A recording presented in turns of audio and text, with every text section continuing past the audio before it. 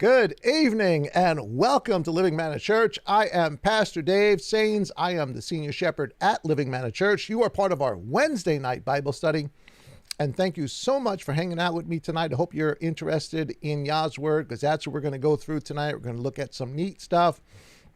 But some commercials before we jump into all of that. We are tonight, for us, is the Eve of Tabernacles, the beginning of the first Eve of Tabernacles.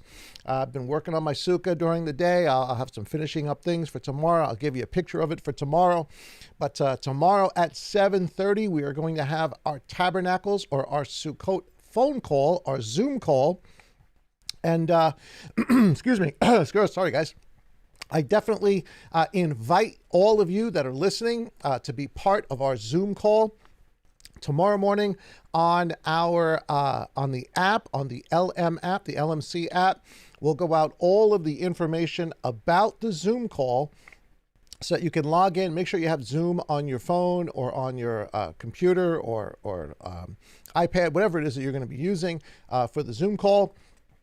And then we will send out the information, codes, and all the rest of that in the morning tomorrow. And we'll probably send it out twice just to make sure everybody gets it. And then tomorrow night, 7:30 Eastern time. I'm not really sure what time that is on the West Coast. I think they're 2 hours or 3 hours behind us. We will have our Tabernacles call.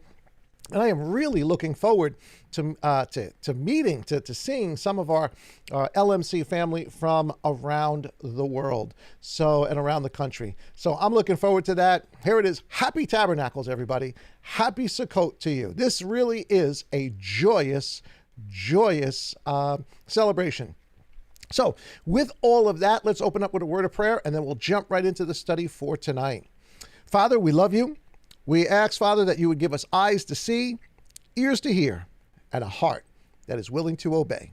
In Yeshua's name, amen. Okay, so as I said, it is Tabernacles for us.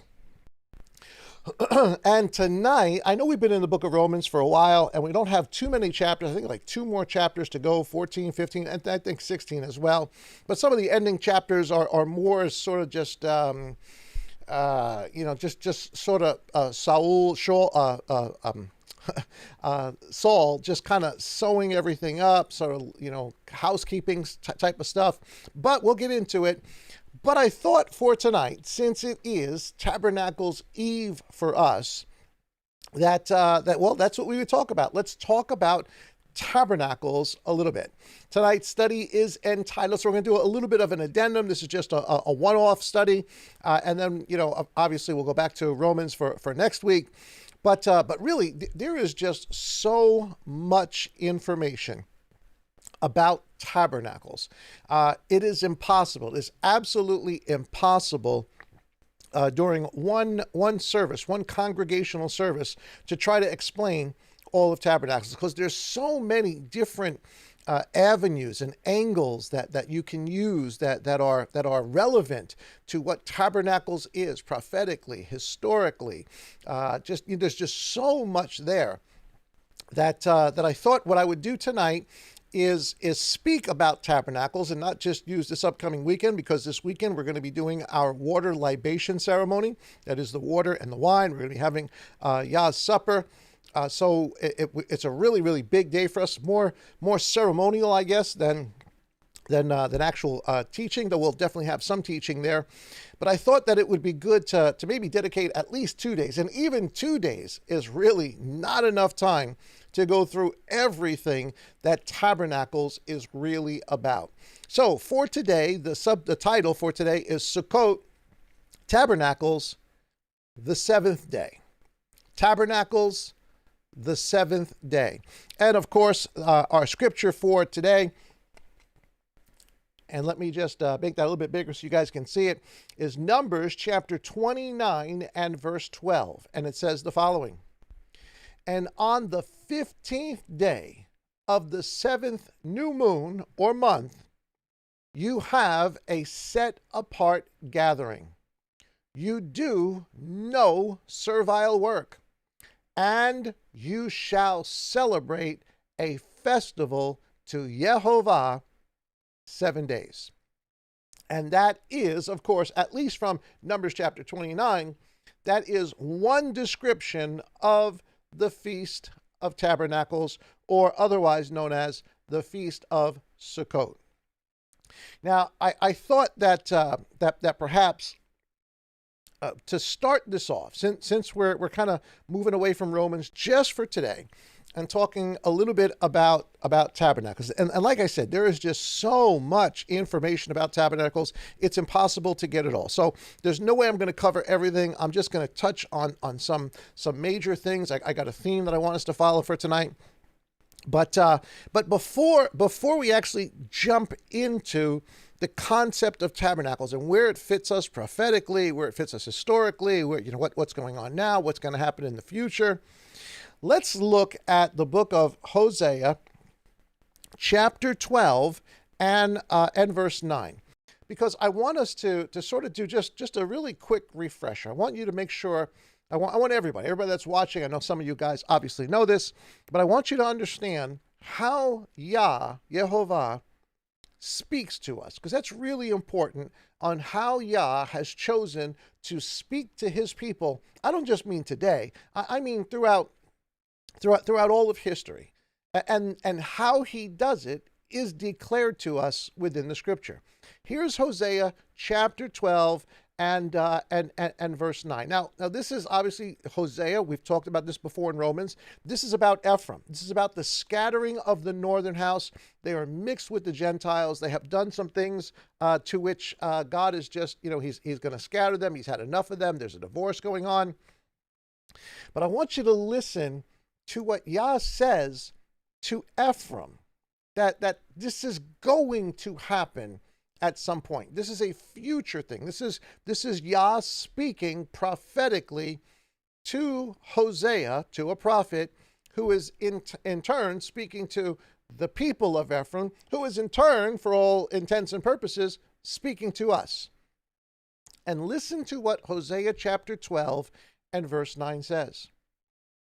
But I am Yehovah, your Elohim, since the land of Mitzrayim, Egypt.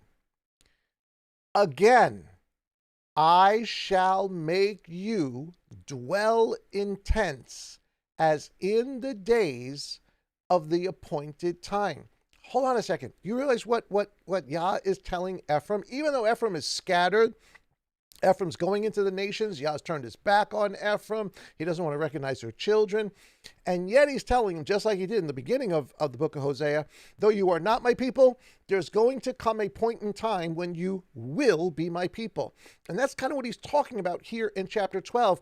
This time in the future when Yah is going to say of Ephraim that I'm your God since Mount Sinai, really since Egypt. I am your God. I'm the God of Passover. And again, this is going to happen again. Even though you guys have rejected, you've walked away, you've done all sorts of crazy Baal stuff, you've followed after other gods, I've scattered you. Despite all of that, I shall make you dwell in tents, tabernacles, booths, as in the days of the appointed time. He's telling Ephraim, there's going to come a time you're going to come back to this. You're going to re-understand. You're going to understand what this was all really about. And though you are not my people, or I said you were not my people, you're going to become my people. Verse 10 says, and I have spoken to the prophets and have increased visions. And through the prophets, I gave parables. So Hosea 12:9 is telling us how Yah speaks to his people. He's telling them some future events. You guys are going to celebrate tabernacles again one day. And I'm telling you this through my prophets, through visions, and that's certainly one way that Yah speaks, through the prophets and in parables. Now here's the King James, or the New King James Version. So I wanted to present it because it gives us, actually it winds up out of giving us a little bit more information about what Yah is actually saying. It says, but I am the Lord your God, ever since the land of Egypt. I will again make you dwell in tents, tabernacles, booths, Sukkot, as in the days of the appointed feast, Sukkot, I have also spoken by the prophets and have multiplied visions. That's pretty much what was said. Here it is. I have given symbols. And another translation says similitudes. I have given symbols or similitudes through the witness of the prophets. This is real important for us to understand before we go forward, that this is how Yah speaks. He speaks through his prophets. He's telling them right here, there's going to come a day you're going to do Sukkot all over again. But he's given us that I've spoken through visions, and I speak through comparisons, through similitudes, or through parables. But I do this through my prophets. This is how Yah actually speaks to us. Here is the book of Hebrews, chapter 1. So what's established here in Hosea is Yah speaks through his prophets, or he has spoken of old through his prophets. Well, now here's Hebrews 1 and verse 1. Listen to what it says. Now, of course, this is progressive revelation. This is much later beyond the book of Hosea. And look at what verse 1, chapter 1 says. Elohim, having of old spoken in many portions and many ways to the fathers by the prophets, which then plugs in the book of Hosea through similitudes, through parables, through comparisons. Verse 2, has in these last days spoken to us by the Son, whom he has appointed heir of all, through whom he also made the ages, who being the brightness of the esteem, the glory, and here I highlighted in red, just so we really burn this thought into our understanding. Yeshua is the exact representation of Elohim's substance, and sustaining by the word of his power, having made a cleansing of our sins through himself, sat down at the right hand of the greatness on high, having become so much better than the messengers, that is, the prophets who came before, and he has inherited a more excellent name than them. For to which of the messengers, the prophets who came before and spoke to us in similitudes, to which of the messengers did he ever say, you, that is, Father, you are my son. Today I have brought you forth. And again, I shall be to him a father, and he shall be to me a son. And when he again brings the firstborn into the world, he says, let all the angels, all the messengers of Elohim, the prophets, everybody, do reference to him. Of course, he's quoting Psalms. He's quoting a couple of different places. You guys can look that up. You get your book of Hebrews. You can look up all the different verses that he's quoting here. But the gist of what the writer of Hebrews is telling us, in comparison to what we just read, Yah speaks through the prophets. He has spoken through the prophets. Yeshua comes, and now he speaks through Yeshua. The thing is, what Yeshua is saying is no different than the prophets, in that it is the same message that has been carried on. But what Yeshua brings to this message, of course, is the mysteries of the kingdom, lets us know what the Torah was really about, what the hidden meanings of everything is. But now Yah is speaking through Yeshua. Here is Isaiah chapter 41 and verse 21. Again, more information on how Yah speaks. And I know this might be a review for some of us. Some of us might be aware of this, but this is really, really important stuff for what we are about to talk about concerning tabernacles. Isaiah chapter 41 and verse 21. Now, here for context purposes, what Isaiah is, or what Yah is saying through Isaiah is I hate your idols. Your idols are useless, they're worthless. And so he goes into sort of a sarcastic, a sarcastic spat, if you would, about, okay, if you're a god, these idols that you're worshiping, if they're a god, then let me see them do X, Y, and Z. And so that's sort of the context when you get into Isaiah 41 and verse 21. If you read it, you'll find that out.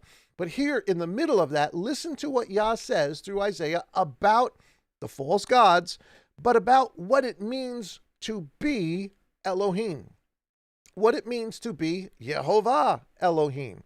How do you know that the God that we are worshiping, that we are lifting up, is in fact God and not some other Elohim, some other thing? Well, he says, present your case, says Yehovah. Let your strong ones, your mighty ones, your gods come near, says the sovereign of Jacob, or the king of Jacob. Let them draw near and hear. If they're gods, here is what Elohim, the Elohim, Yehovah Elohim, he says, all right, fine. Then do this. Declare to us what is going to take place. That's it. Tell me what's coming. Let them not only tell me what's coming, declare the former events. Explain what has already happened. So tell me what's coming in the future, but also give me clarity as to what has already occurred. It says what they were, and we consider them and know the latter end of them. So he's saying, listen, tell me what's coming. Tell me what has happened. Let's consider all the stuff that you say. Let's consider what you understand and see what this is all about.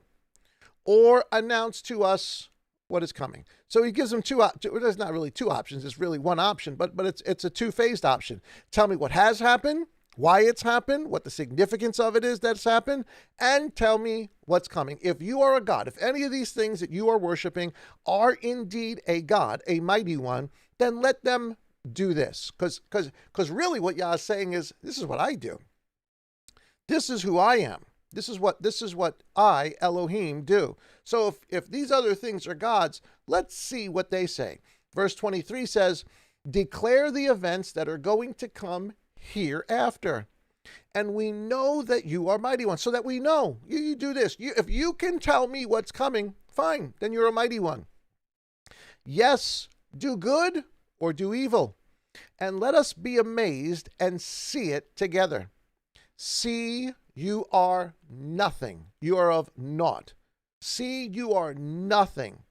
And your work is as a breath, a breeze, here and gone.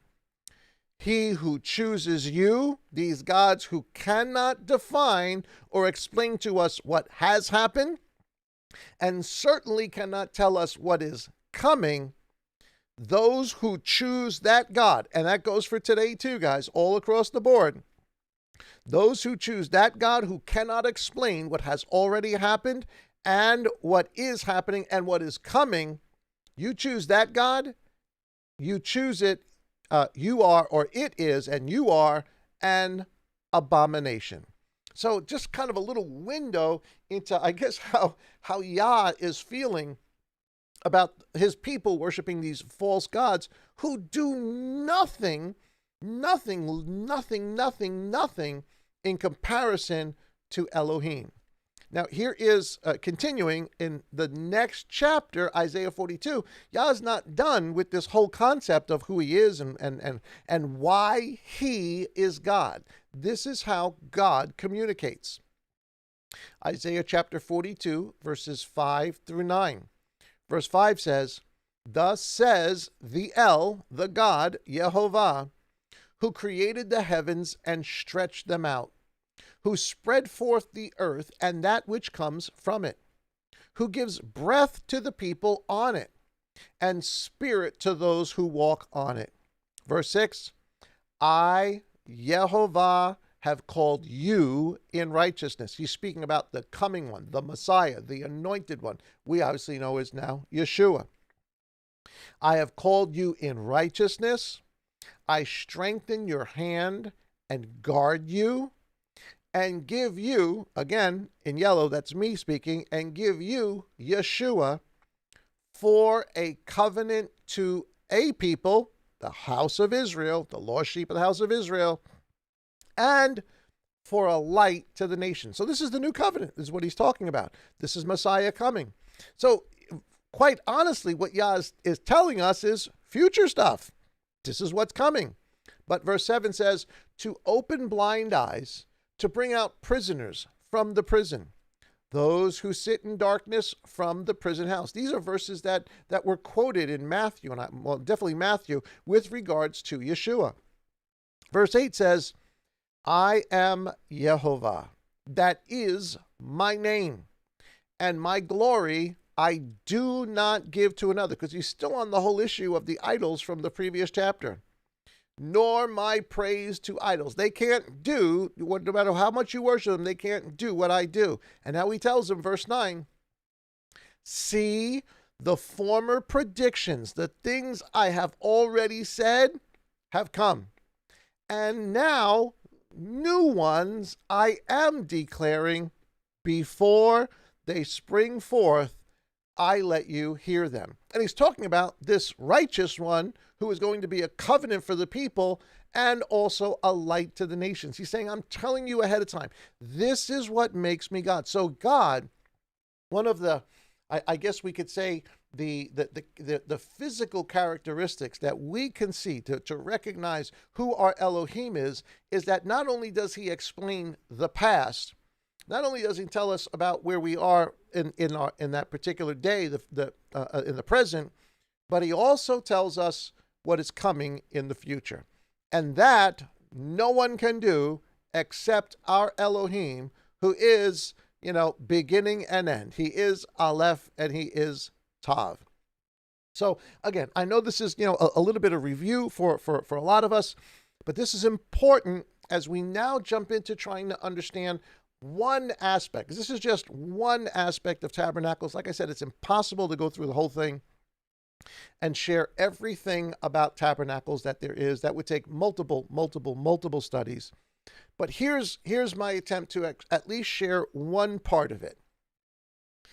When Yah gives us truth, when Yah speaks to us, and again, this may be review for some, but when Yah speaks to us, he speaks to us in a cyclical way. You've heard me say that before. Everything in the Lord is I do the whole circle thing, is cyclical.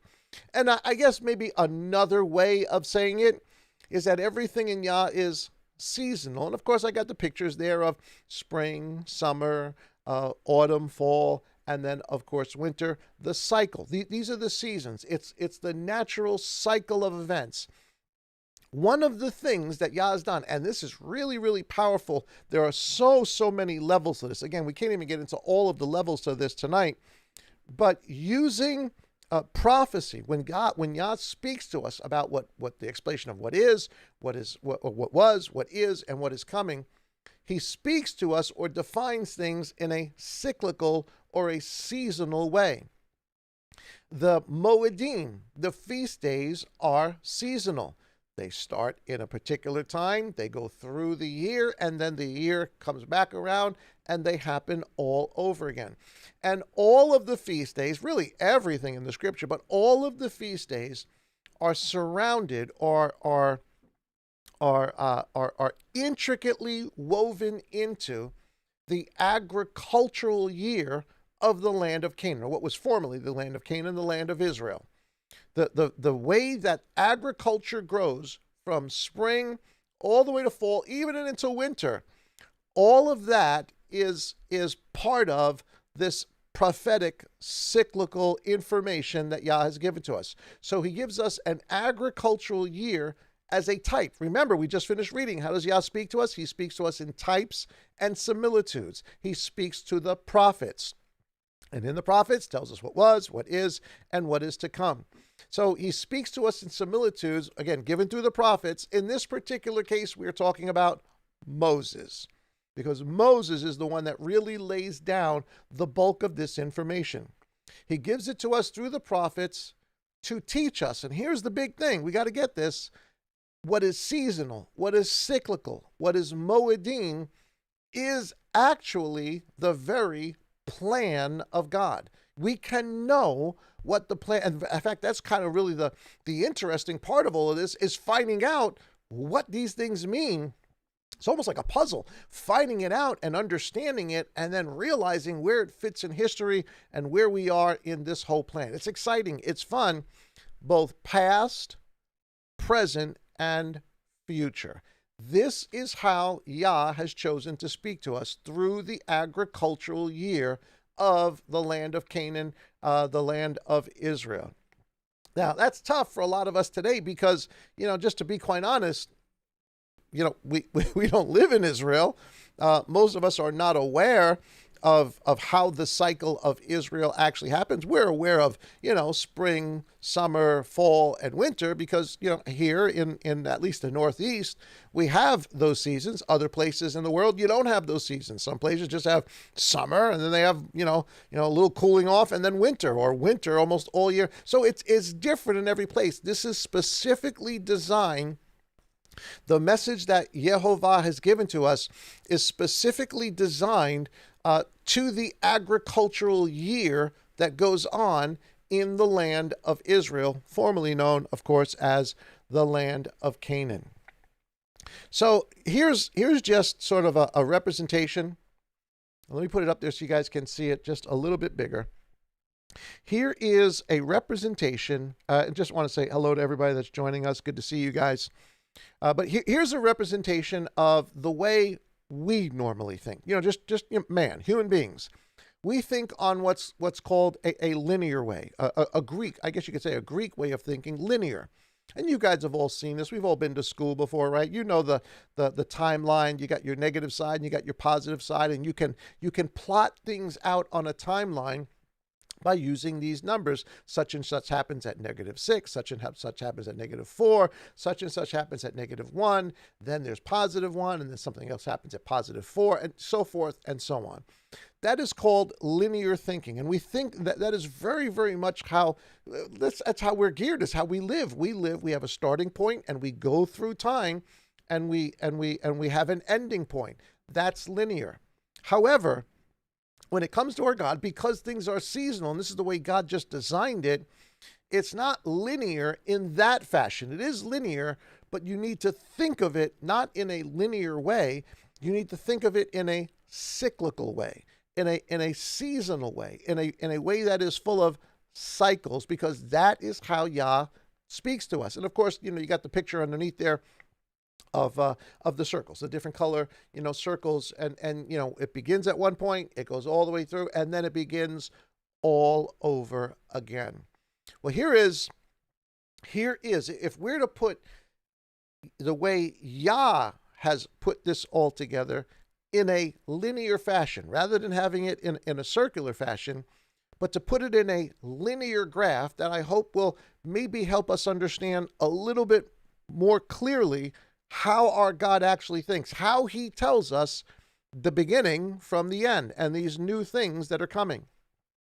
Well, here, of course, is again another linear chart. It goes from one point to the other, except you notice that this is a little bit different than what we had before. -1, -2, 3, 4, 5, 0, +1, 2, 3. This has 1 through 7, and then 1 again, and 1 through 7, and then 1 again. And I put underneath and we're not even going to really get into it today. We'll talk more about this at our water libation ceremony that we have this week, and we certainly invite you to be part of all of that. It's going to be really, really fun, whether you're joining in from YouTube or Facebook or there with us physically. It's going to be fun. The water libation ceremony is always a great time of worship and praise for us. But I also put in there, if you notice, not only is it 1, 2, 3, 4, 5, 6, 7, but the cycle after 7, because this is just how Yah picked it. He picked it. I didn't pick it. He picked it. He picked the cycle to be a cycle of 7. Guys, I mean, just think for a moment.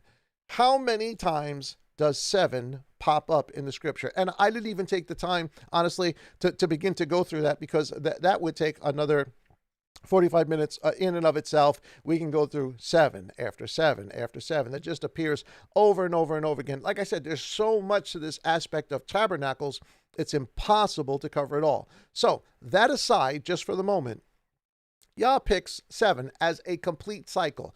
From 1 to 7 is a complete cycle. So then instead of 7, and then after that, something different happens. It's actually a new cycle that happens, or another number 1. But technically, it's not just a number 1 that comes after 7. It's actually a number 8. So both number 1 and number 8 are synonymous with each other as a, or have a relationship together that it speaks of something brand new starting, a new cycle coming over. So whether you call it the first day or you call it the 8th day, and the reason why I'm bringing this up, of course, is that within the Feast of Tabernacles, not only is it a Feast of Sevens, which it absolutely is, we'll see that tonight, but it also has a connection to 8, or the brand new day. And I hope that you can see that in the chart that I have up there, how it goes from 1 to 7 and then 1 again. But it can also be, and I want you to keep this in the back of your mind, it is also a number 8. And this cycle, you notice in the cycle, it goes to 1 and then 7 and then 1 and then 7 and then 1 to 7. And it is just this continual thing over and over. This is how our Yah, our God, has put together things. And it is within this cycle that he tells us both the beginning and what's present, what is past, what's present, and what is future. So here's, and again, like I said, we could probably spend, I don't know, the next 45 minutes if I really wanted to. We can just start going through all of the different times that the number 7 is used. And it is used a lot. I mean, throughout the scripture, from beginning to end, all the way through the Gospels, all the way through the letters, all the way to the book of Revelation, you see 7, 7, 7. It just comes up again and again and again and again. That is not by accident, because that is the cycle that represents the entire agricultural cycle and the plan of God, not just for the house of Israel, but for the whole world. It represents the plan of God for the whole world. And of course, it is a prime number, which means it is only divisible by itself. 7 only goes into 7. 7 times 1 is 7. There's nothing else that goes into it. So, in a solid way. So it's a prime number that Yah has picked to represent completeness, to represent the beginning to the ending of a cycle, and then the beginning of a new cycle. This is why, because Yah picks this, and you see 7s throughout the scripture, this is why Sabbath is so important. Think about it, guys. It is the only day of the week that Yah actually gives a name to. It means rest, but a Sabbath. He gives a name to only one day of the week, while all the other days of the week is day 1, day 2, day 3, 4, 5, 6, and then the Sabbath. The Sabbath is so important. Here's Genesis chapter 2 and verse 11. It says, thus the heavens, and this is, again, maybe review for a couple of you, but bear with me. Thus the heavens and the earth were completed, and all their array. And in the 7th day, Elohim completed his work. So it tells us Yah works for 6. He rests on the 7th. He's completed his work, which he has done, and he, Yehovah, rested on the 7th day from all his work, which he had made. And verse 3, and Elohim blessed, spoke well of the 7th day, and he set it apart. He, Yah, made the 7th day holy, because on it he rested, which is a Sabbath. He rested from all his work, which Elohim in creating had made. So the concept of Sabbath, of a 7th day rest, is something Yah institutes. It is his day. It belongs to him. He made it holy. He separated it. And of course, he passes the value of that day and the importance of that day and the prophetic significance of that day and the instructional purposes of that day through his prophets to his people. Here is Exodus chapter 20, verses 8 through 11. And of course, this is the actual commandments as they are given for the first time. But of course, the fourth commandment, Yah goes right back to the issue of what happened in creation. It says, remember the Sabbath, the rest day, to set it apart, to do with this day exactly what Yehovah did with the day. 6 days you labor. You got to underline that. I know I didn't highlight it in red, but it's a really, really important principle to what we're going to kind of discover for tonight. 6 days you labor, and you shall do all your work. So there's something you're supposed to be doing. We're supposed to be going to work. Now, I know, today that may be, not the norm in places in the world, but the concept that God sets up is that you should be doing your work from the first day to the sixth day. You do all your work, but on the seventh day is the Sabbath, or a Sabbath, because it's a Sabbath, there's quite a few Sabbaths. It is a Sabbath of Yehovah, your Elohim. This is real important. Whose Sabbath is this? Who is the Lord of the Sabbath? It tells us that Yehovah, it is Yehovah, our Elohim, it is his Sabbath, which of course, you remember Yeshua also says the same thing, that he is the Lord, Yehovah of the Sabbath. He is telling us by saying that, he is equating himself with the God of the commandments, with the God of Mount Sinai, which of course we hopefully know by now, that is who he is. That's really the great mystery of the gospel, that the God of Mount Sinai became flesh, became an offering for us, after explaining what offerings are supposed to do, actually became an offering for us, and in so doing made us right before him and showed us how to live Torah, how to live his instructions correctly. That's the gospel, guys. That's that 10-second, altar call type thing. That's the gospel. The God of Mount Sinai became flesh. Yehovah became flesh, and when he became flesh, he took on the name Yeshua. He and the Father are one. He gave us Torah in his actions, and he died as a sacrifice for us. That's why we should love the Lord our God with all our heart, soul, mind, and strength, because just like ancient Israel loved the Lord with all their heart, soul, mind, and strength, because by the blood of the Lamb they escaped Egypt, we also should love the Lord our God with all our heart, soul, mind, and strength, because by the blood of the Lamb we also escaped, not Egypt, we escaped the very grip of sin and death itself. That's the comparison. That is, in a nutshell, the story of the gospel. But, so it goes on to say, you do not do any work. So this day belongs to Yehovah. You do not do any work, you, nor your son, nor your daughter, nor your male servant, nor your female servant, nor your cattle, nor the stranger who is within your gates. For in 6 days Yehovah made the heavens and the earth and the sea, and all that is in them, and rested on the seventh day. Therefore, and he's just kind of really referring back to Genesis too, therefore Yehovah blessed the Sabbath, the rest day, and he set it apart. He made it holy.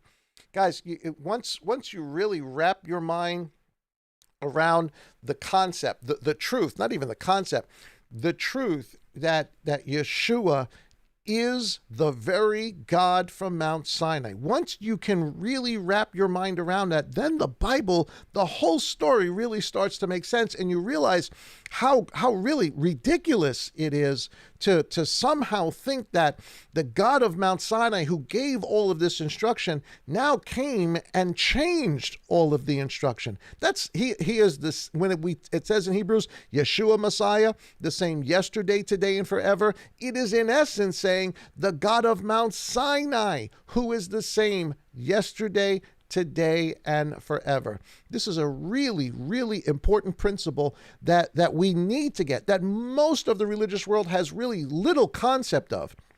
I know lots of people call him God. They say he's the Son of God, he's God, but they never really wrap their mind around the idea that he is for those who know the Shema, he is the Echad. I and my Father are one. So I know I'm kind of beating that up just a little bit, but I really, really want to impress that upon you, that you really, really get that deep down and understand it, because that is the core of the gospel. That's really the mystery of what this is really all about. So with that, the seventh day, he has sanctified, he has set apart this seventh day. This thing, this number 7, why Yah does this on this day, is so important, so integral into understanding everything that Yah is going to do.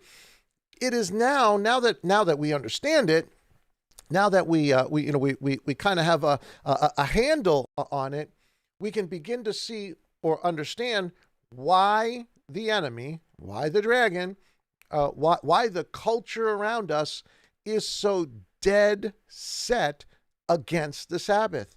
Because it's the key. It is the key that unlocks all the doors. And if you don't have that key, there's a lot of stuff you're just not going to get. It's not going to make sense. But it only makes sense, especially even talking about tabernacles, it only makes sense when you understand this. So this principle of 6 days working. And then, of course, on the 7th is a rest. And again, Sabbath means to a rest. Here's Exodus chapter 16. This is right out of Egypt, right? Here's one of the first principles that Yah tries to teach the house of Israel. It says, and Yehovah said to Moshe, see, I am raining bread from the heavens for you. Of course, this is what they call the manna, which, for those that don't know, it means, what is it? They didn't know what it was.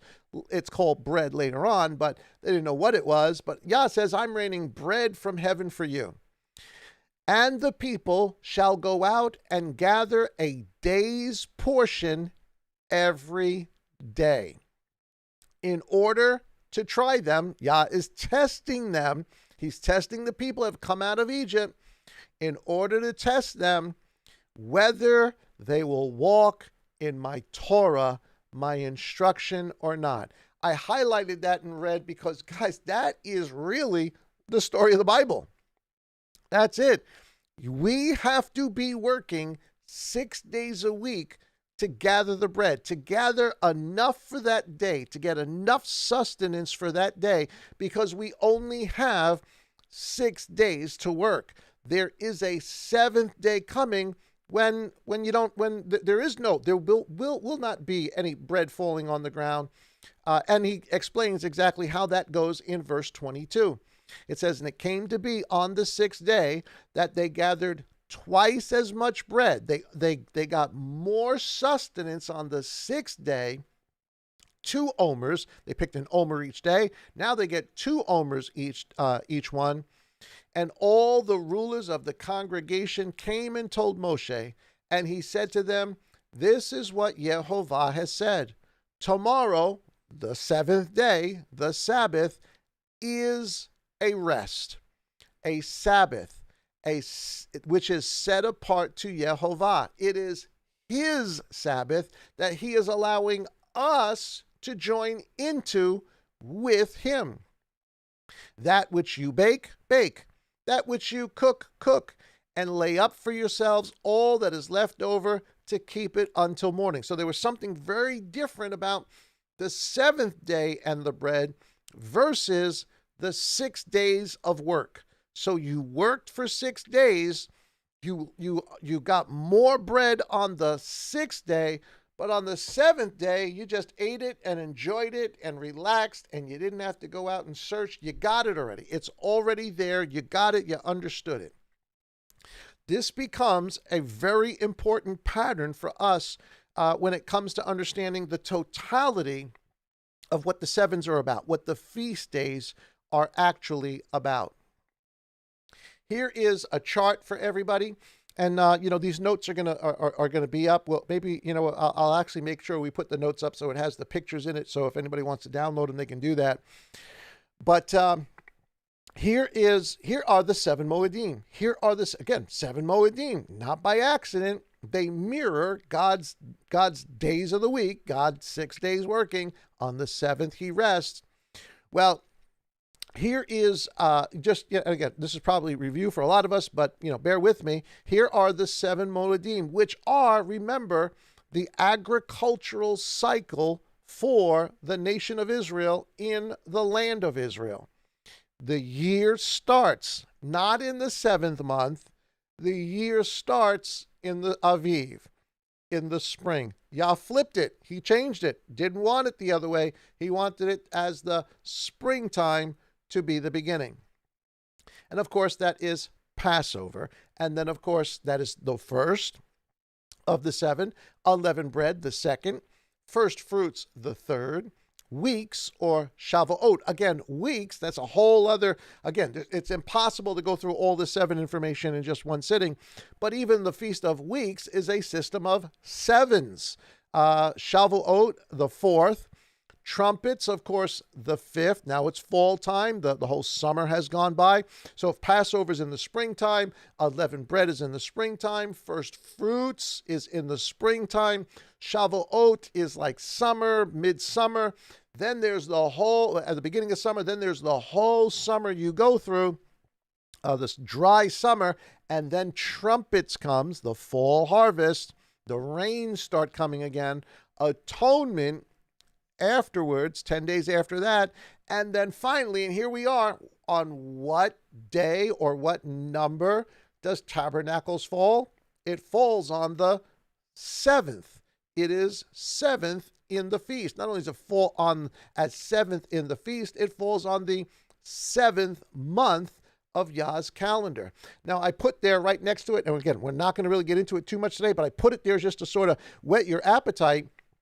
Because right after Tabernacles starts what? The cycle all over again. The first day, which is actually, or can actually also be called the eighth day. This is the complete cycle of the agricultural holidays throughout the year, but also the complete cycle of prophecy. This is Yah telling us the beginning, day one, from the middle, day 4, to the end, day 7, and really, we're going to find out, day 8 is really, really important. But again, more information for another time. So here we go. I want you to see that these cycles, because we've talked about this before, that there's historical relevance to them. There's, we've been talking about trumpets and the destruction of Jerusalem and its relevance to that. Yeshua coming, he's the Passover, and of course he's the first fruits, and he gives us the Spirit on Shavuot. So there's a historical significance to everything. But I want you to realize that it's much, much bigger than just that. I mean, that's big enough. That's crazy all by itself.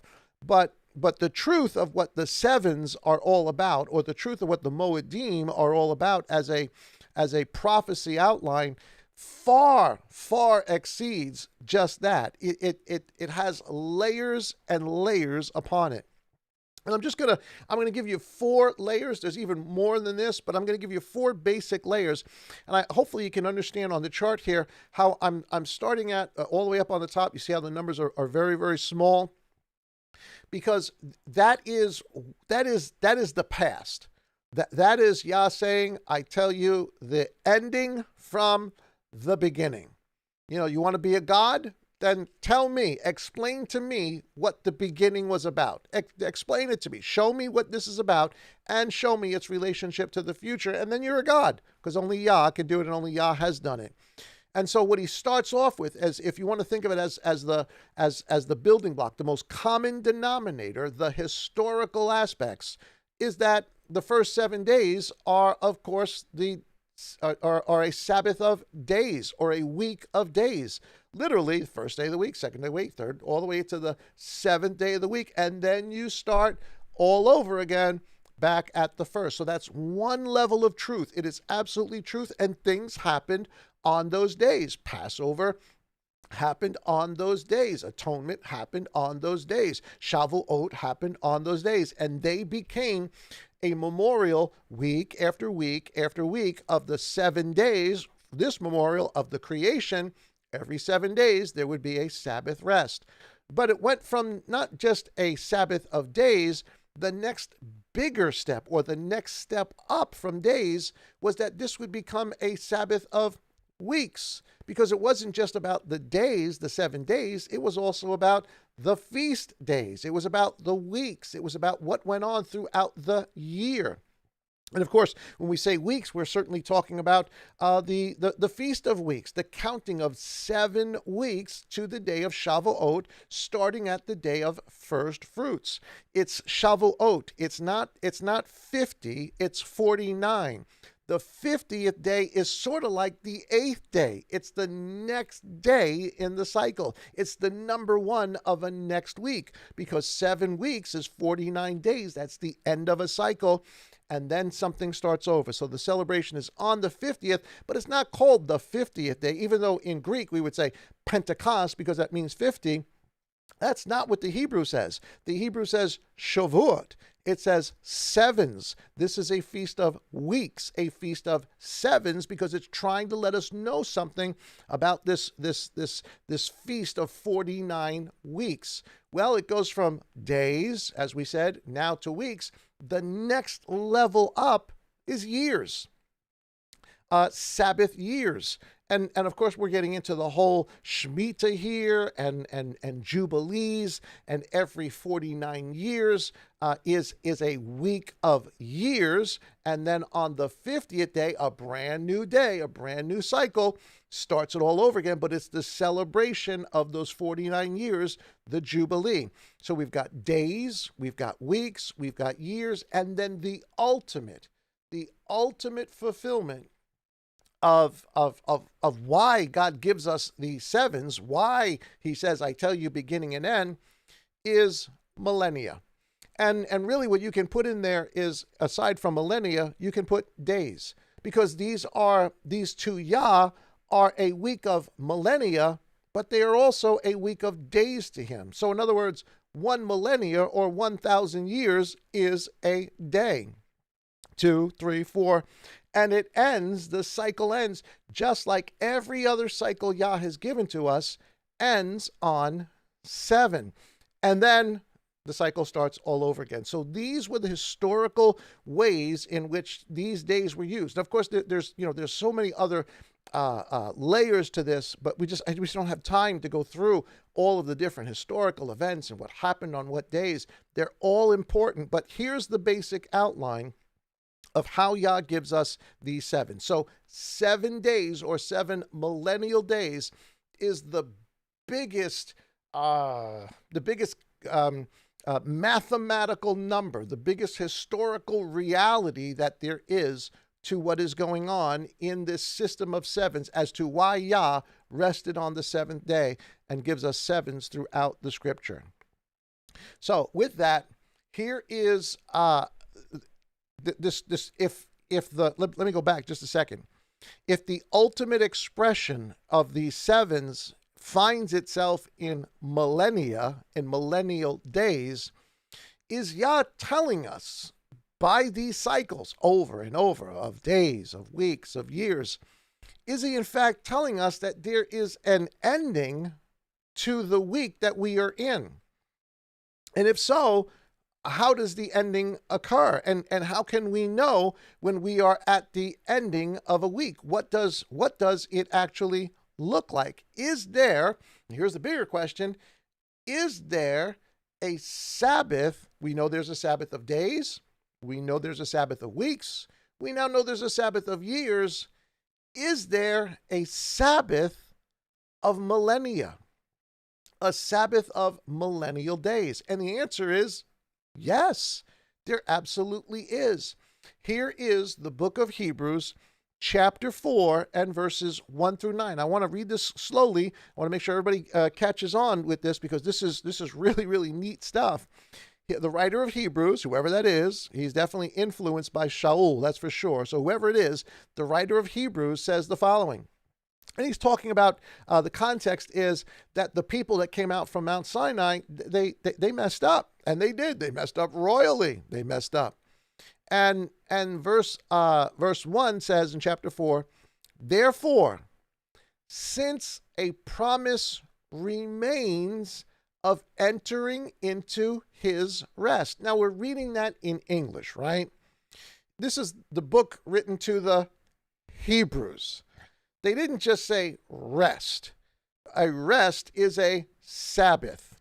And so, sometimes reading it in English, we probably read this so many times before in that church mentality, you don't realize what he's actually saying. He's talking about Sabbath. He's saying there is therefore a promise of entering into his Sabbath. There is a seventh day coming, is what he says, that the people of that first age that came out of Mount Sinai, most are not going to enter into it.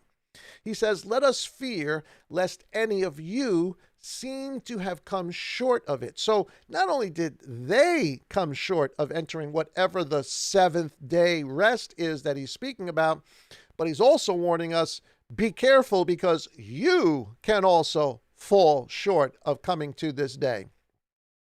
Verse 2 says, for indeed the good news was brought to us as well as to them. They heard the gospel story. It's the same gospel story from beginning to end.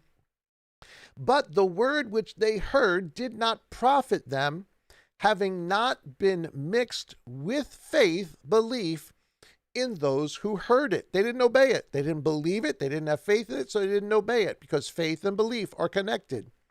He says they didn't profit them, having been not mixed with faith in those who heard it. Verse 3, for we, now he's talking about the people of that he's writing to, this synagogue he's writing to, for we who have believed do enter that rest.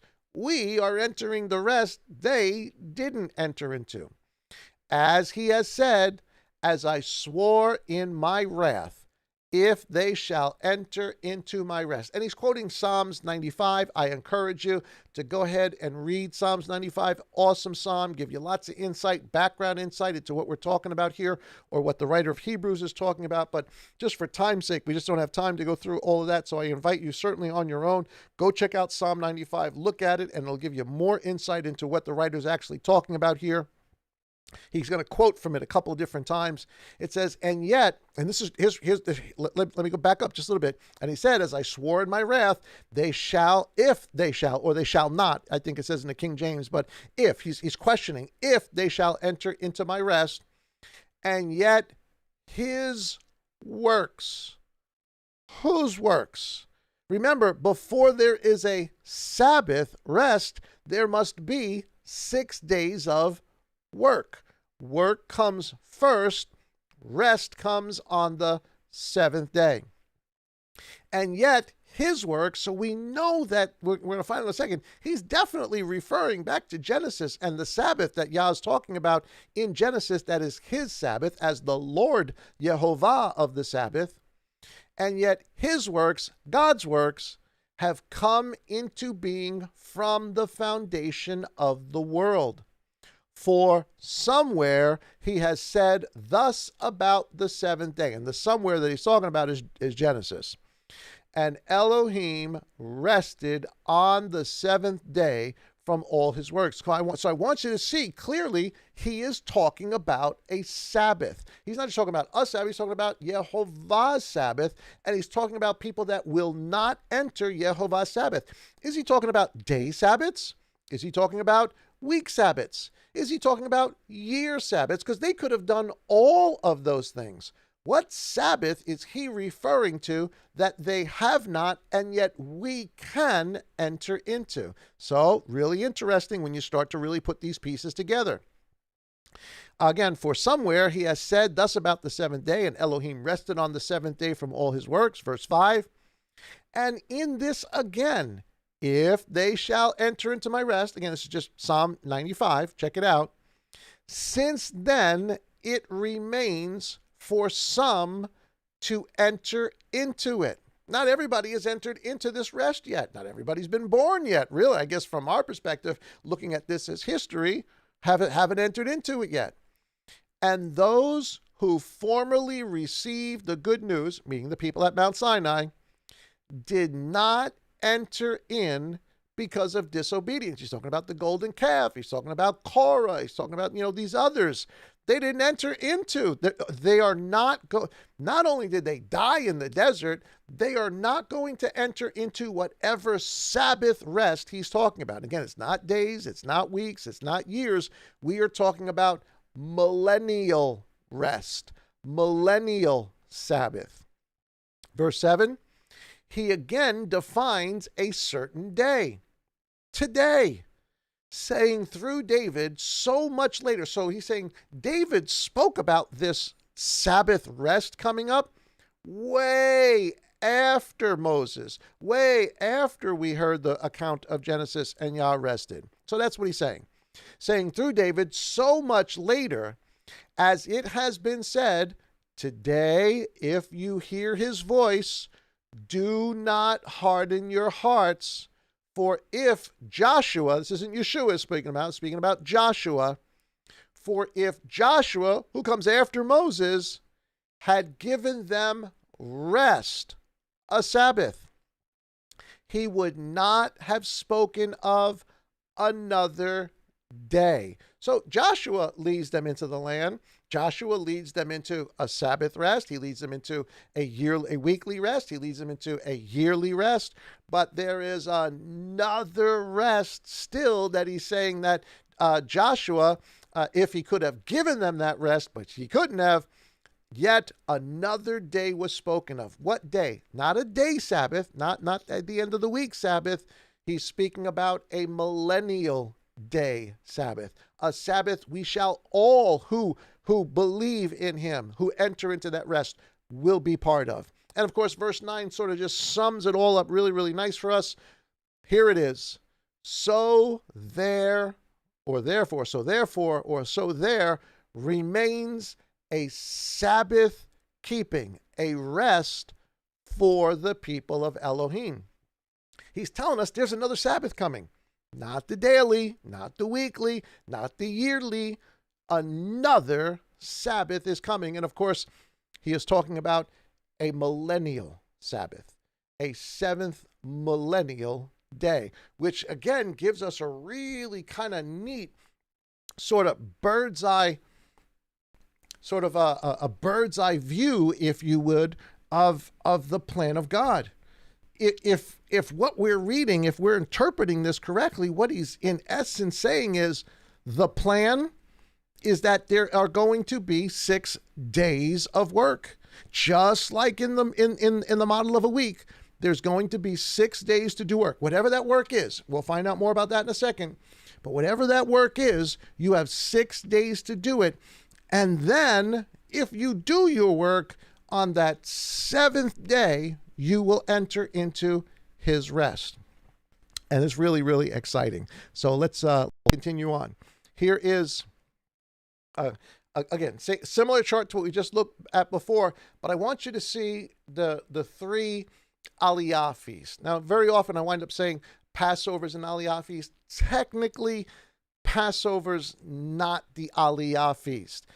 Unleavened bread is the Aliyah feast. But Passover starts that night, and also that very night, or that as you go into that next day, starts unleavened bread. So they're butted right up against each other. So very often when people say, the Aliyah feast, they say Passover. But I'm just, technically I'm letting you know that an Aliyah, the go up to Jerusalem feast, is actually unleavened bread.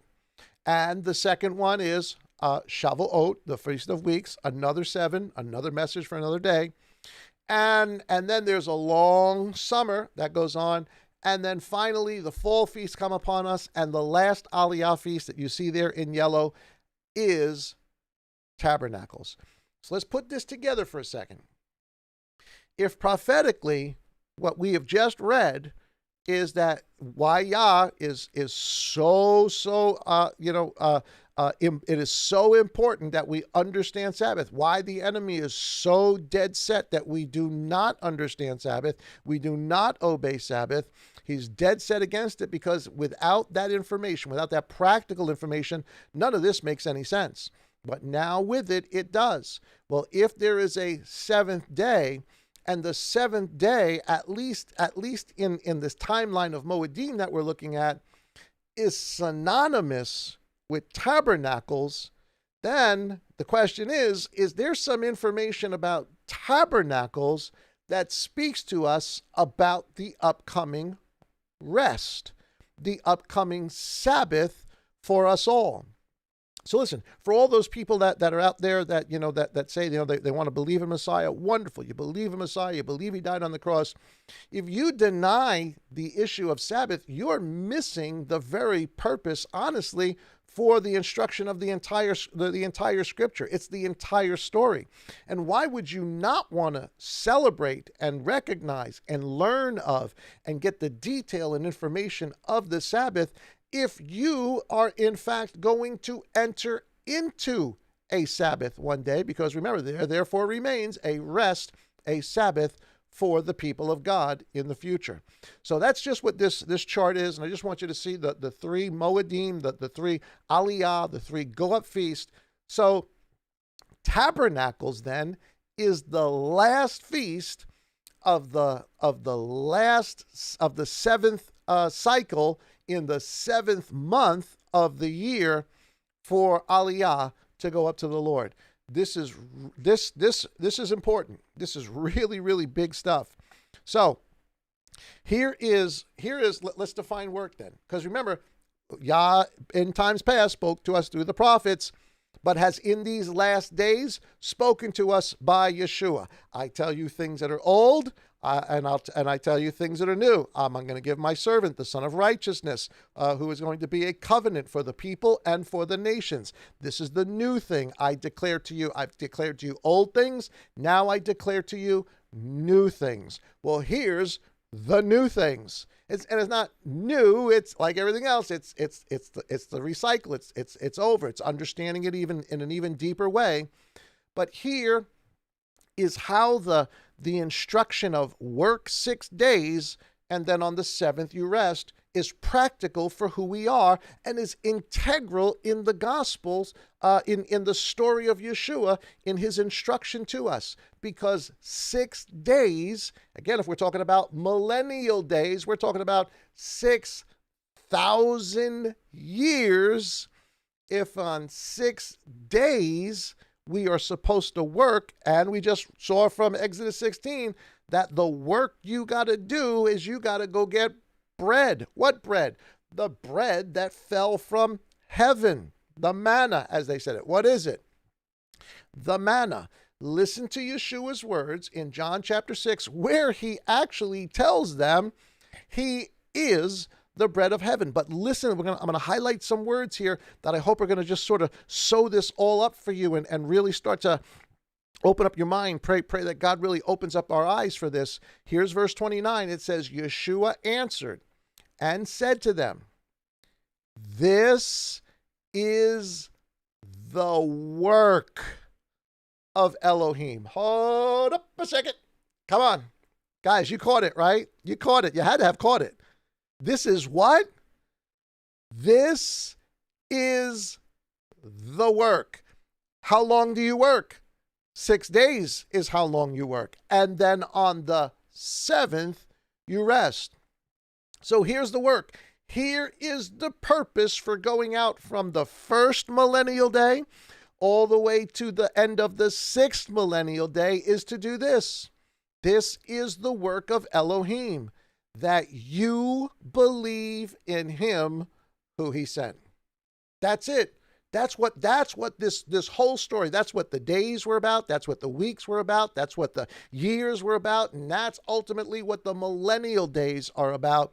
It is about getting all of us from the time of Adam all the way on, giving us piece by piece by piece, day by day by day, an understanding and ability to go out and gather for ourselves the living word, the bread of life, which is always and has always been pointing to, because it is Yeshua of Nazareth. That's the work. It's not, going to your job and doing your 9 to 5. Yes, that is as far as our weekly Sabbath is concerned, but this is way beyond our weekly Sabbath here. This is, we're way outside of that here. Now we're talking about something much, much, much, much bigger. Are you working? Have you been working? Well, I mean, you wouldn't probably be listening to me right now if you weren't working. So we're working, but there's a lot of people who aren't working, who aren't doing what is supposed to be done. We live in a certain time frame within that millennial days, but we still have to work until the end of the 6th day. It says, so they said to him, what sign then would you do, so that we would see and believe you? As if he didn't perform enough signs already. So it's kind of ridiculous that they're even asking this, but that's, it's just my personal commentary. It says, what would you do? Verse 31, our father. So look at the example they give. He told them this is the work. So look, I don't know if they understood it or they just kind of throwing this out there. Our fathers ate the manna in the wilderness. They're going right back to Exodus chapter 16, where Yah instructs them 6 days, get enough bread. On the 6th day, you're going to wind up getting twice as much. On the 7th day, you don't have to go out and go get it. He gave our fathers ate manna in the wilderness, as it has been written. Remember, this happens in the wilderness. He gave them bread out of heaven to eat. Again, he's quoting Exodus. Therefore, Yeshua said to them, truly, truly, I say unto you. Again, when you hear that truly, it's important. Truly, truly, really important.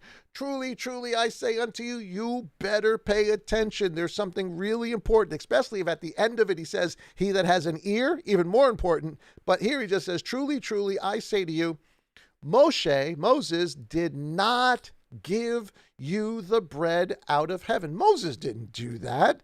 Moses had nothing to do with that. He says, my father gives the true bread. He's not even talking about the manna that fell in Moses' days. He's going way beyond that. He says, my father's given you the true bread out of heaven. And of course, the true bread out of heaven, we're going to find out in a second, is Yeshua himself. Verse 33, for the bread of Elohim is he who comes down out of heaven and gives life to the world. Yeshua.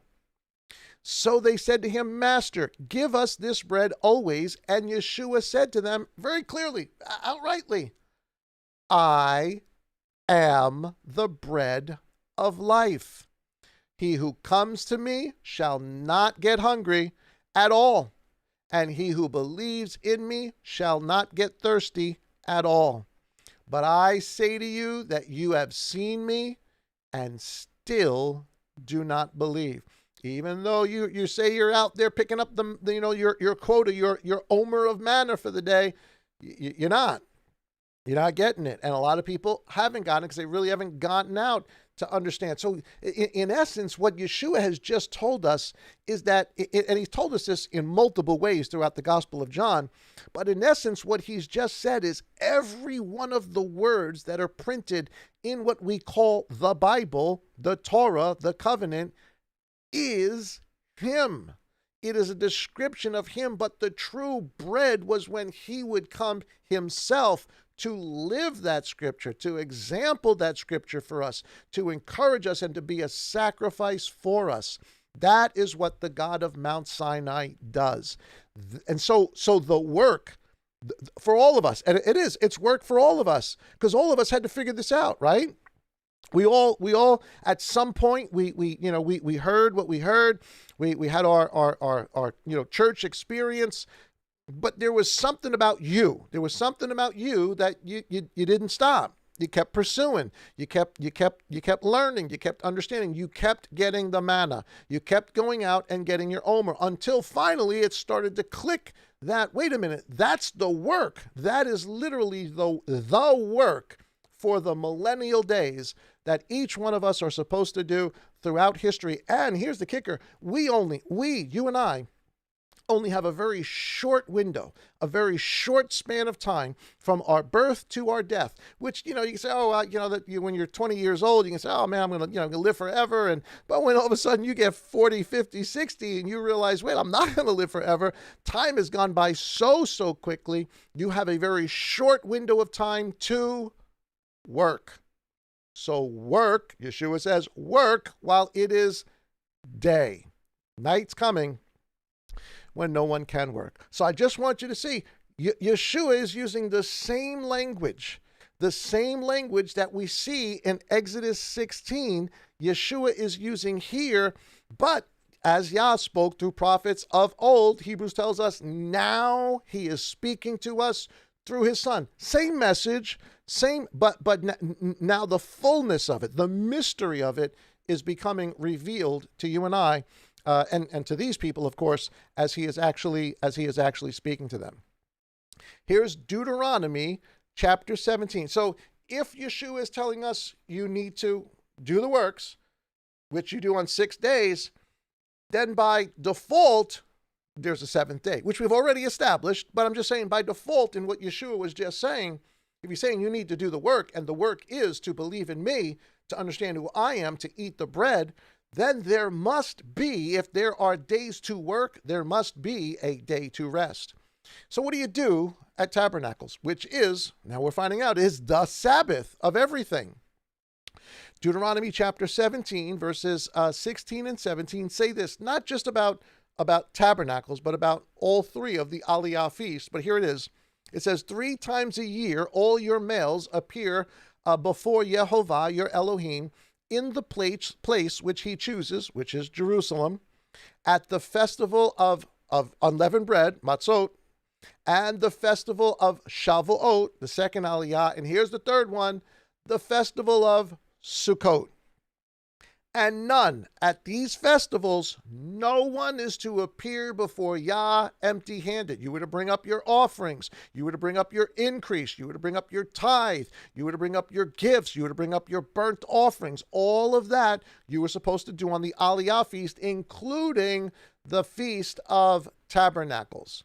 So it says, and none should appear before Yehovah empty-handed, but each one with the gift in his hand, according to the blessing of Yehovah, your Elohim, which he has given to you. According to the blessing that he has put on you, would measure or would translate into the increase that you have to bring back to him.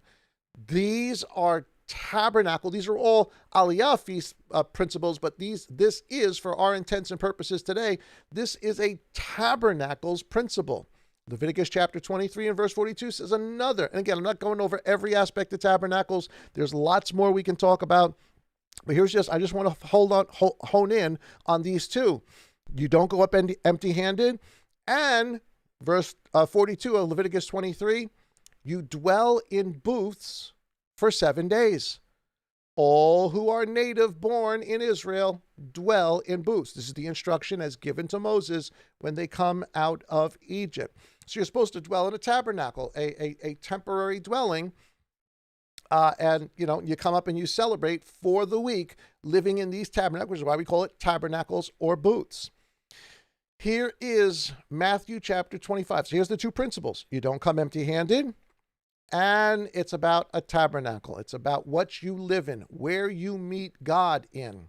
Chapter 25, verses 14 and 15. We're not going to read the whole thing. I'm just going to give you sort of the highlights of it. You guys know this verse or this story already. This is the story of the talents. This is after resurrection. This is judgment. And when you come before Yah, he says, the kingdom of God is like a man going from a home who called his own servants and delivered his possessions to them. And to one he gave 5 talents, to another 2, and to another 1, each one according to his own ability. That's almost the same language out of Deuteronomy 17. Bring in your increase according to how Yah has blessed you. And of course, he goes home, and you know the rest of the parable. The guy that has 5 has 5 more, or 10 has 10 more, 5 has 5 more. The guy that has 1's got nothing. He's cast out into outer darkness. Here's the idea. They were to bring interest, right? They were to bring interest on what they understood, what they learned. They were to bring interest on the manna that they had been working during that 6,000-year period, that 6-day period, whatever portion they lived in. In that resurrection, you are not to go to the Aliyah feast empty-handed. You must bring an offering, and these are the offerings. 1 Corinthians chapter 3, verses 9 through 13 gives us another window, a little bit different angle, but another window into the same parable that we just read about the talents. Here is Saul saying, for we are fellow, catch it guys, we are fellow what? Workers. Who work when? First day, second day, third day, fourth day, fifth day, sixth day. For we are fellow workers of Elohim. You are the field of Elohim. The building. By building, he means tabernacle. Yah is dwelling in you, which when you read the rest of Corinthians, it makes it very, very clear that is exactly what he's talking about. Whether he calls you a tabernacle or a temple, same principle. You are a booth. You are the place in which Yah chooses to dwell. You are the building of Elohim, according to the favor of Elohim, which was given to me as a wise master builder. We're all builders. We all have different parts, some 5 talents, some 10, but he was the wise master builder. He says, I have laid the foundation, and another builds on it. Who's another? You are. I am. We are supposed to be laying or building or doing our work based off of what the foundation is. The foundation, of course, is Yeshua, but the foundation as it's been laid down by Shaul, who is telling us as it has been laid down by Yeshua.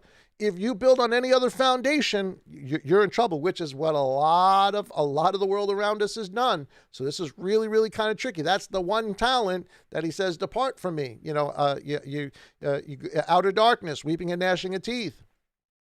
As a wise master builder, I have laid the foundation, and another, you and I, build on it. But each one should look how he builds on it.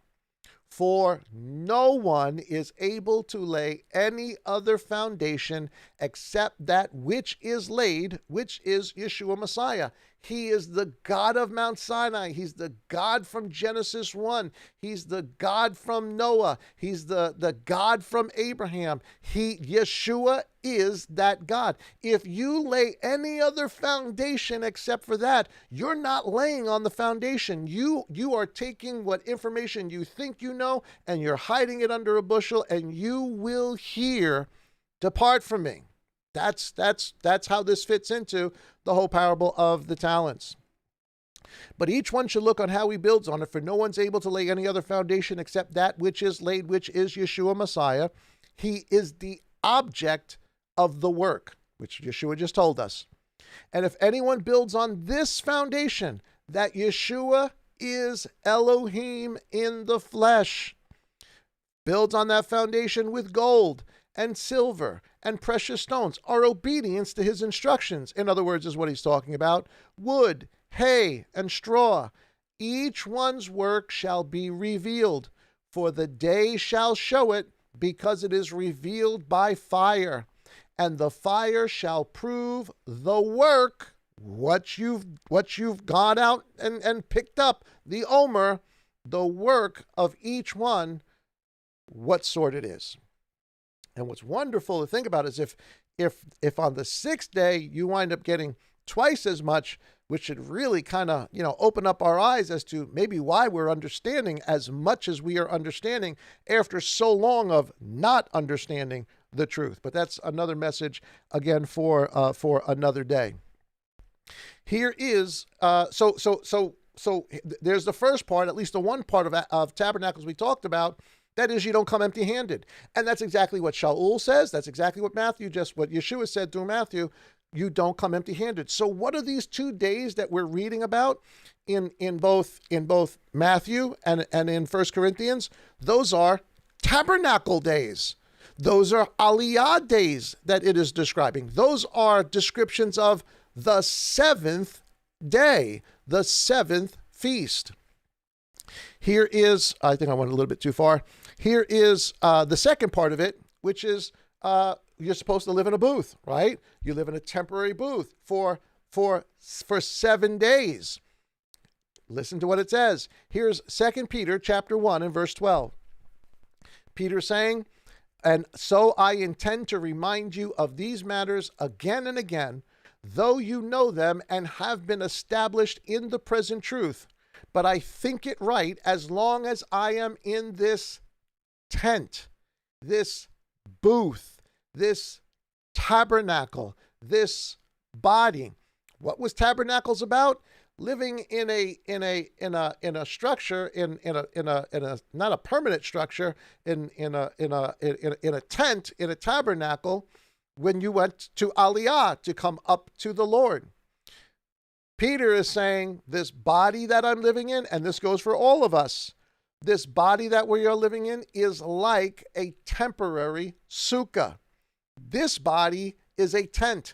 It is temporary. Though Yah dwells with us and dwells within us, this body is temporary. This temple, this tent is not made to last forever. However, let's finish reading what he says. "But I think that it is right, as long as I am in this tent, this tabernacle, to stir you up by reminder, knowing that the putting off of my tent, my tabernacle," he's talking about death. He's going to get rid of this temporary tent that he is in. "My death is soon, even as our Master Yeshua Messiah made clear to me." And of course, he's referring back to the gospel account as to how Peter would die. Well, so if this body is the temporary sukkah, is there another tent? Is there something else? Well, of course, Hebrews chapter 9 and verse 11. "But Messiah, having become a high priest of the coming good matters through a greater and more perfect tent," tabernacle, "not made with hands, that is not of this creation." There's another tent we are going to enter into, but it is not the same temporary tent that we are in right now. And we're going to find out in 1 Corinthians chapter 15 and verses 42 and 44, this tent must dissipate. This tent is a temporary dwelling and cannot dwell we cannot be in existence in his tent, his temple, the temple, glorified bodies, whichever definition you want to put on it. We cannot be in that state so long as we are in this temporary tabernacle. It says, "So also is the resurrection of the dead. It, the body, the tent, the tabernacle, is sown in corruption." That's how we were made. "It is raised from life, from death, in incorruption. It is sown in disrespect. It is raised in esteem, in glory. It is sown in weakness." It gets sick, it gets injured, it gets hurt, it dies. "It is raised in power. It is sown a natural body, a natural tent, a temporary dwelling place, 60, 70, 80 years, maybe. It's a natural body, a tent. It is raised a spiritual body. There is a natural body, a temporary tabernacle, a temporary sukkah, and there is a spiritual body, a permanent sukkah." And the wonderful truth of it all is that tabernacles. Here is a picture of tabernacles. Again, guys, there's so much more to tabernacles. It's impossible to get it all in 3 or 4 studies. It would be impossible to get it all in. But I want you to be encouraged with this. You're going to see tabernacles. Celebrate it now. Now is part of the work. Now is part of getting the omer. Now is part of getting the bread. Now is part of believing and obeying and doing what he's asked us to do. Do that, build with gold and silver and all the rest of that. And here is a picture of us on the day of tabernacles. Revelation chapter 7 and verse 3 says, do not harm the earth, nor the sea, nor the trees, until we seal the servants of our Elohim upon their foreheads. And I heard the number of those who were sealed, 144,000 sealed out of all the tribes of the children of Israel. The first fruits, resurrection, the wheat, harvest, the gathering in of the first fruits of the house of Israel at the resurrection of Yeshua Messiah. When you go on and you read the rest of that chapter, he then sees something else.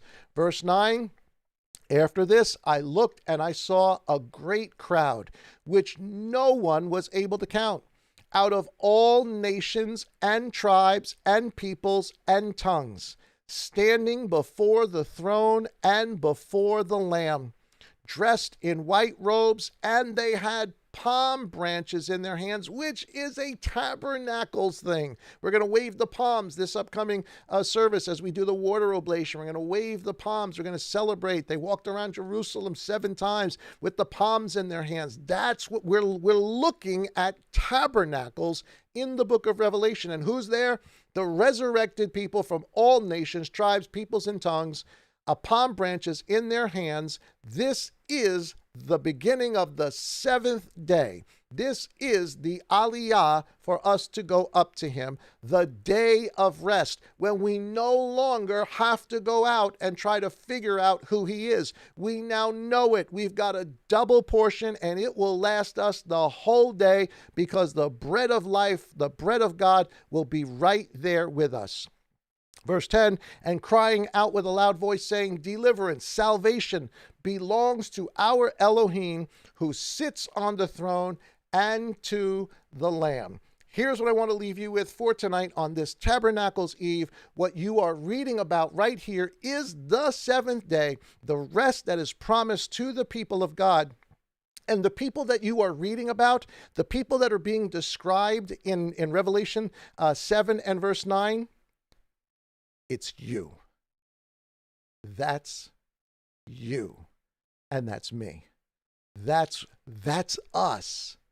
And that should be really encouraging. So happy Tabernacles to you. We're going to get together tomorrow night, 7:30, for our Zoom call. We will send out the information on the app tomorrow in the morning, in the daytime. We'll send it out to you. Probably send it out twice. Make sure everybody gets it. Build your sukkah, get everything ready, go out, eat dinner, do all that kind of stuff. We will meet you at 7:30. We'll have a phone call. I'm so looking forward to being able to talk with so many of the other people from around the country. I look forward to it. Look forward to seeing our congregation that's here in the Bronx as well. Invite friends, invite family. Anybody is welcome to this. We want to talk with everybody that has been doing the work, because there's a day of rest coming for us all. Guys, thank you so much for hanging out with me tonight. Don't forget, join us tomorrow morning, of course, for our regular morning manna. And we do have a hidden manna this upcoming weekend. And of course, that night we will also have our call. This is going to go on every night all the way to the 7th, the end of the 7th day. That is the 30th. So join us. We look forward to it. Guys, thank you so much for hanging out with me tonight. I hope you enjoyed that study. God bless. And as always, guys, shalom.